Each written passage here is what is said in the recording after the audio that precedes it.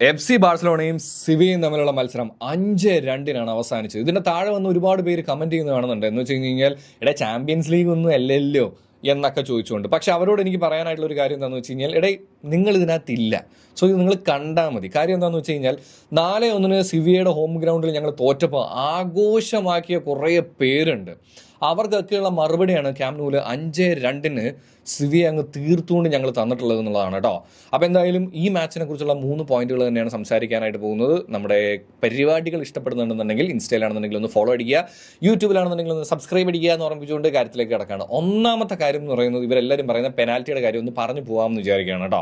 എന്തായാലും ഈ ഒരു പേജ് ഞാൻ ഈ ഒരു വീഡിയോ എടുത്ത് വെച്ചാൽ ഇതിനകത്ത് കയറി കഴിഞ്ഞ് കഴിഞ്ഞാൽ ഡീറ്റെയിൽ ആയിട്ട് എന്തുകൊണ്ട് അത് പെനാൽറ്റി കൊടുത്തു. രണ്ടാമത്തെ കാര്യമാണല്ലോ നിങ്ങൾക്ക് സംശയമുള്ളത്, അത് ഇതിനകത്ത് വ്യക്തവും ക്ലിയറുമായിട്ടും പറഞ്ഞിട്ടുള്ളൂ. എന്നിട്ട് നിങ്ങൾക്ക് മനസ്സിലായില്ലെങ്കിൽ നിങ്ങൾക്ക് മനസ്സിലാവാനേ പോകുന്നില്ല. രണ്ടാമത്തെ കാര്യം ഞാൻ മുമ്പും പറഞ്ഞിട്ടുണ്ടായിരുന്നു, ക്യാൻസലോ ഒരു കിടിലൻ താരമാണ്. അയാളെ എന്തുകൊണ്ടാണ് ഫുൾ ടൈം കളിപ്പിക്കാത്തത് എന്നുള്ളൊരു ചോദ്യം ഞാൻ റേസ് ചെയ്തിട്ടുണ്ടായിരുന്നു.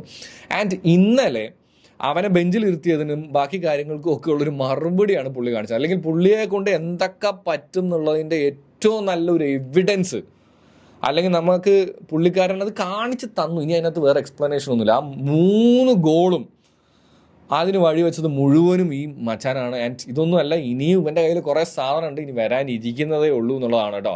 ഇനി മൂന്നാമത്തെ കാര്യം എന്ന് പറയുന്നത്, ഞാൻ ഇതിനകത്ത് റഫീനെ കുറിച്ച് പറയുന്നില്ല, ബാക്കി കാര്യങ്ങളെക്കുറിച്ച് പറയുന്നില്ല, ലെവൻഡോസ്കി മിസ്സാക്കിയ ചാൻസുകളെ കുറിച്ച് പറയുന്നില്ല. പക്ഷേ എനിക്ക് എടുത്തു പറയണം തോന്നിയൊരു കാര്യം എന്ന് പറയുന്നത് ഗാവിയുടെ തിരിച്ചുവരവാണ്.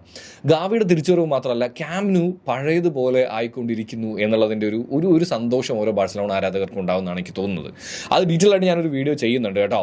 അപ്പോൾ എന്തായാലും എനിക്ക് പറയാനായിട്ടുള്ളത്, ഈ 4 പോയിന്റിൻ്റെ ഡിഫറൻസ് കഴിഞ്ഞൊരു വിജയത്തോടെ 1 പോയിന്റിലേക്ക് മാറ്റി എന്നൊക്കെ പറഞ്ഞ് ആഘോഷിച്ചവരോട് ആ 4 പോയിന്റ് വീണ്ടും നമ്മൾ 4 പോയിന്റ് തന്നെ ആക്കിയിട്ടുണ്ട്. പിന്നെ 1ാം സ്ഥാനം നമുക്കിപ്പോൾ താഴേക്ക് പോകേണ്ട വരാത്തതുകൊണ്ട് തന്നെ നമ്മൾ തന്നെയാണ് ഒന്നാമത് നിൽക്കുന്നത്. വലിയ കോമ്പറ്റീഷൻ ഒന്നും ഉണ്ടാകുന്നില്ല.